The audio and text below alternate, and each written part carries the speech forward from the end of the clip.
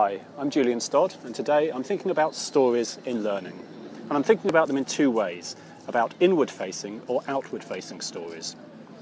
We communicate using stories. We use them to establish commonality, to set a common purpose. But when we do that, we do it within a context. And organisations often have an inward-facing context, telling you about the things that they care about. For engagement, they need to be talking about things that you care about. So if we're designing a piece of learning, we have to understand that outward-facing view. We have to understand what's important to the learner themselves and make sure that our stories take account of that.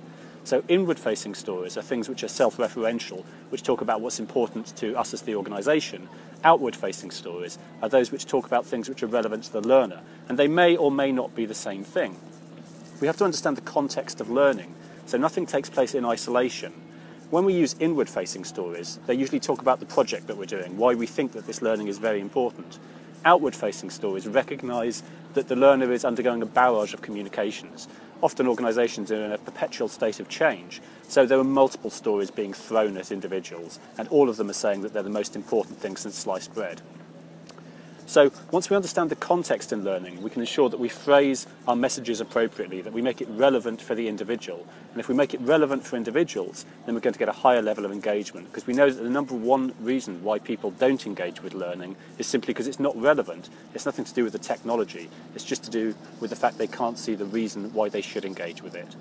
So when we're designing a piece of learning, we should be actively thinking, is this story facing inwards? Is it just saying things which are important to us within a project? Or is it facing outwards and saying things which are relevant to the individual?